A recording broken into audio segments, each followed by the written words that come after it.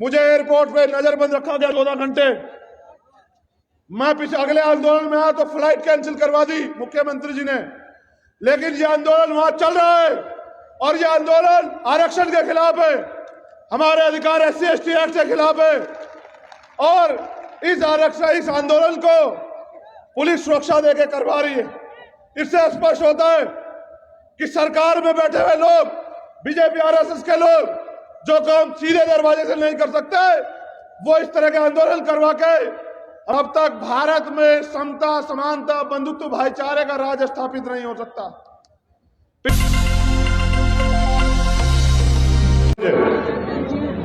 अगर वो ट्रेन समय से आती तो मैं आपके बीच में ज्यादा लंबे समय तक रुकता, क्योंकि मेरे ऊपर बड़ी जिम्मेदारी है, और भी जगह काम है। तो मैं 10 मिनट आपसे बात करूंगा, पर उम्मीद करता हूं कि 10 मिनट आप मुझे सुनेंगे और मेरे द्वारा बताई गई बातों पे अमल करेंगे। मेरे जाने के बाद हमारे नेता, माननीय राष्ट्रीय अध्यक्ष जी, हमारे यहाँ के सीनियर नेता सुनील अवस्थी जी, बैरसिया जी और पूरी टीम, हमारे प्रभारी जी भाटी जी, वो आपको संबोधित करेंगे। मेरे जाने के बाद आप उनको सुनना। मैंने उनको बता दिया है कि किस तरह से आपको इस आंदोलन के लिए तैयार करना है। मुरैना, चंबल की ये सम्मानित धरती और बहुजन समाज में जन्मे सभी संतों, गुरुओं, महापुरुषों को नमन करते हुए मैं सर्वप्रथम मुरैना के सभी साथियों का दिल की गहराइयों से धन्यवाद करता हूं कि उन्होंने चंबल की शान को बरकरार रखा। उन्होंने चंबल के जुनून, जज्बे को भी बरकरार रखा। साथियों, देश के हालात अच्छे नहीं हैं। इन न अच्छे हालातों में हमारे कंधे पे बहुत बड़ी जिम्मेदारी है कि हम अपने इस शोषित, वंचित समाज को जो अधिकार हमारे महापुरुष अपने जीवन का बलिदान करके देके गए, उनकी रक्षा सुरक्षा करें और उन समान अवसरों को लंबे समय तक लागू करा के रखें, जिससे देश में जो सामाजिक और आर्थिक गैर बराबरी है वो खत्म होके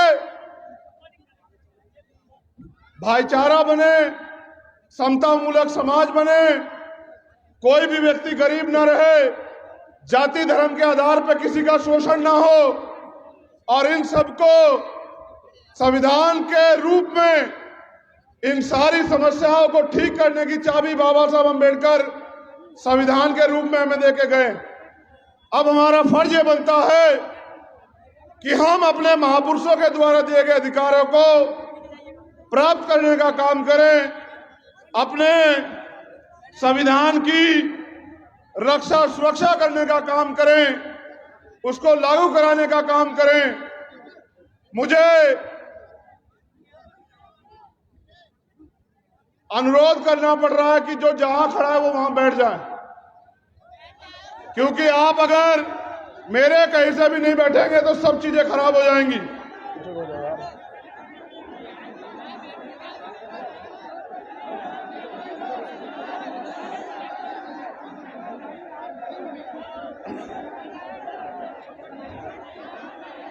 फेंक दो।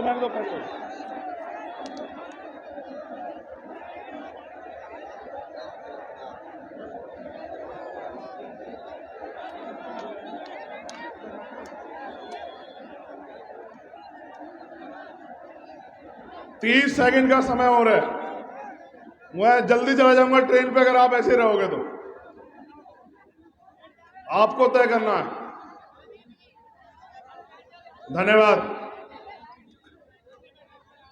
कुछ तो इतने अच्छे से भीम आर्मी के सिपाही हैं आजाद समाज पार्टी के कि वो मेरी एक बात को मान लेते हैं और मेरी कहीं भी बात पे काम करते हैं।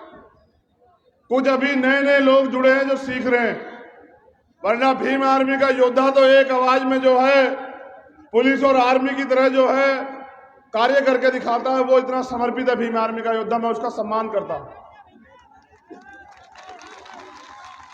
जो नए लोग हैं वो भी धीरे धीरे सीख जाएंगे। साथियों, एक भव्य मंच आप लोगों ने अपनी मेहनत की कमाई से सजाया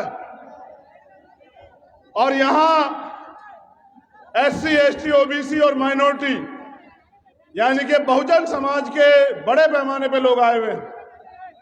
यहां बुजुर्ग भी हैं, नौजवान भी हैं, माताएं बहनें भी हैं, सम्मानित कार्यकर्ता भी हैं, नेता भी हैं। मैं आज सामाजिक न्याय यात्रा पे चर्चा आपसे करूंगा कि हम लोग सामाजिक न्याय यात्रा क्यों निकाल रहे हैं।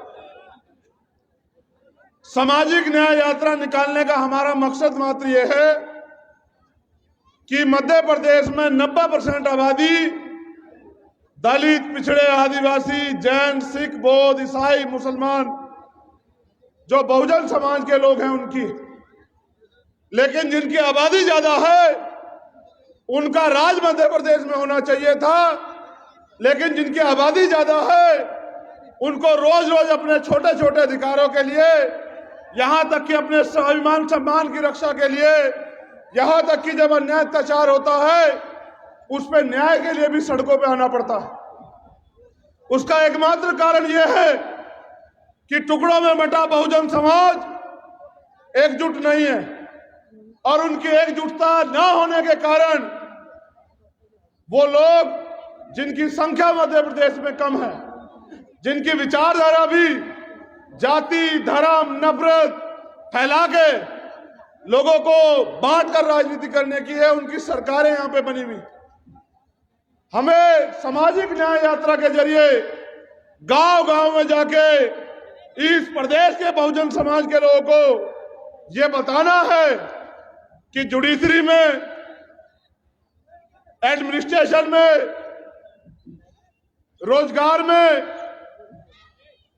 व्यापार में, हेल्थ में, एजुकेशन में, जमीनों में कितनी हिस्सेदारी आपकी है।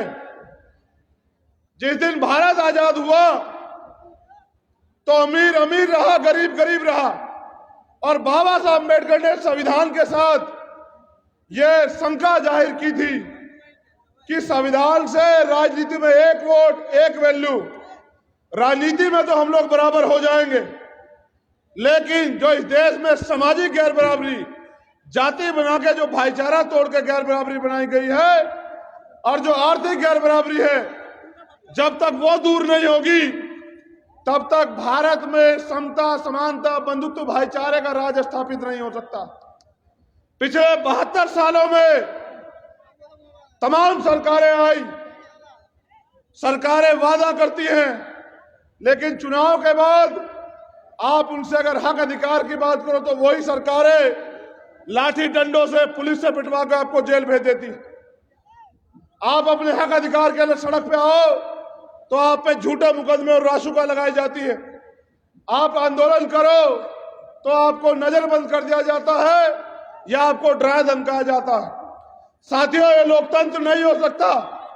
हमारे महापुरुषों ने अपने जीवन का मूल्य, समय और बलिदान करके भारत में लोकतंत्र दिया था संविधान के जरिए। यहां पैसे पे लोग राजनीति करके लोकतंत्र को अपने पैरों में कुचल रहे हैं। जो न्याय सबका जन्मसिद्ध अधिकार है, उस न्याय के लिए भी आंदोलन करना पड़ता है, उस न्याय के लिए भी भीख मांगनी पड़ती है भारत में। और ये मध्य प्रदेश में नहीं, पूरे भारत में हालात है। सामाजिक न्याय यात्रा के जरिए हम सोए हुए बहुजन समाज को जगाना चाहते हैं, जोड़ना चाहते हैं कि वो अपनी लड़ाई को, अपने हक अधिकारों को समझे और इन मूर्ख बनाने वाली सरकारों के भरोसे न रहें। सम्मानित साथियों, अभी आपने देखा 1-2 दिन पहले यहां एक आंदोलन चल रहा है भोपाल में, और उस आंदोलन में वो लोग मांग कर रहे हैं कि आरक्षण खत्म कर देना चाहिए, आरक्षण आर्थिक आधार पर होना चाहिए। मैं उन भाइयों का बहुत बहुत धन्यवाद करता हूं, दोनों हाथ जोड़ के धन्यवाद करता हूं कि आपने ये आंदोलन करके मध्य प्रदेश के नहीं, पूरे देश के दलित, पिछड़े, आदिवासी और जो अन्य धार्मिक अल्पसंख्यक है, जो पिछड़ी जातियों में आते हैं, उनको ये एहसास कराया कि आप कभी भी उनके हितैषी नहीं, आप हमेशा उनके अधिकारों को कुचलने का काम करते हो। और मैं पूरी जिम्मेदारी से कह रहा हूं कि आंदोलन बिना सरकार की सह के नहीं हो रहा है। इस आंदोलन में सरकार की सह है। अगर हम आंदोलन करने आए थे पिछड़े ओबीसी मोर्चा के बैनर पे, मुझे एयरपोर्ट पे नजरबंद रखा गया 14 घंटे। मैं अगले आंदोलन में आया तो फ्लाइट कैंसिल करवा दी मुख्यमंत्री जी ने। लेकिन ये आंदोलन वहां चल रहा है और ये आंदोलन आरक्षण के खिलाफ है, हमारे अधिकार SC/ST एक्ट के खिलाफ है। और इस आंदोलन को पुलिस सुरक्षा देके करवा रही है। इससे स्पष्ट होता है कि सरकार में बैठे हुए लोग, बीजेपी RSS के लोग, जो काम सीधे दरवाजे से नहीं कर सकते, वो इस तरह के आंदोलन करवा के हमारे अधिकारों को छीनने का काम कर रहे हैं। मैं पूरी जिम्मेदारी से यहां के मुख्यमंत्री और प्राइम मिनिस्टर से कहना चाहता हूं कि हमें कमजोर समझने की गलती मत करना। मुख्यमंत्री जी, अगर दिमाग खराब हो, हमें कमजोर समझने की गलती मत करना। ये जो आप हमारे अधिकारों के खिलाफ हवा दे रहे हो ना, 2023 का चुनाव आएगा, हमारे लोग आपके खिलाफ वोट करके आपकी इस निकम्मी सरकार को उखाड़ फेंकने का काम करेंगे। आप चिंता मत करना। ये जो पर्दे के पीछे से आप ये खेल खेल रहे हो, हम बाबा साहब अम्बेडकर के अनुयायी, इन खेल से बाकी हम। और जैसे बाबू सुखलाल कुशवाहा जी ने मुख्यमंत्री अर्जुन सिंह जी को हरा के उनको एहसास करा था कि लोकतंत्र में रानी का बेटा जो है राजा नहीं बनेगा, राजा वो बनेगा जो दलित पिछड़े वर्ग का व्यक्ति, आदिवासी समाज का व्यक्ति, माइनॉरिटी का व्यक्ति मेहनत करेगा, जनता के बीच में रहेगा। वैसे ही शिवराज चौहान जी को हम लोग 2023 के चुनाव में एहसास करा देंगे कि उनके सारे षड्यंत्रों का जवाब हम वोट के जरिए देंगे। 12 तारीख को चंद मुट्ठी भर लोग आपके अधिकारों के खिलाफ आंदोलन कर रहे हैं, आपको भद्दी भद्दी गालियां दे रहे हैं, तमाशा देख रही है यहाँ की पुलिस, यहाँ की सरकार। हमारे लोगों को जाति सूचक शब्द कह के अपमानित किया जा रहा है। 12 तारीख को आंदोलन है, 12 फरवरी को भोपाल में। मैं चैलेंज के साथ कह रहा हूं मुख्यमंत्री जी को, हम ना किसी को गाली देते, ना किसी समाज के खिलाफ कोई बात करते। हम बाबा साहब अम्बेडकर के अनुयायी, संविधान को मानते हैं, लेकिन ये लोकतंत्र है, यहाँ सरों की कीमत है। आप फोर्स लगा लेना, आप फ्लाइट कैंसिल करवा देना, आप ट्रेन कैंसिल करवा देना। भोपाल को पैरों से इतने पैर भोपाल में आएंगे कि भोपाल में पैर रखने की जगह नहीं बचेगी। मेरा वादा, दलित पिछड़ों के अधिकारों के प्रति, आदिवासी माइनॉरिटी के अधिकारों के प्रति सम्मेलन करवाते, गुंडाई करवाते हो। दिमाग खराब हो गया। इस दिमाग खराब का इलाज हम लोग संवैधानिक वोट के जरिए करेंगे, आप लोग चिंता मत करना। और मैं तो उनका धन्यवाद कर रहा हूं, क्योंकि उनको यही नहीं पता आरक्षण है किस लिए। यहां इस देश में जो गैर बराबरी है और जिस तरह का भेदभाव है, उस भेदभाव को में सबको न्याय मिले और समान अवसर मिले, इसलिए रिजर्वेशन का अधिकार मिला। और यह अधिकार अब तो EWS के जरिए भारत के स्वर्ण जाति के लोगों को मिला है। फिर भी 60% आरक्षण लेके 40% में 90% लोग और 60% आरक्षण लेके हमारे खिलाफ, हमारा खाके हमें आंख दिखाते हो। 12 तारीख को, 12 फरवरी को समापन दिवस में भोपाल में तुम्हारा जवाब देंगे। मैं यहां उपस्थित लोगों से कहना चाहता हूं, आपके कंधों में बहुत बड़ी जिम्मेदारी है।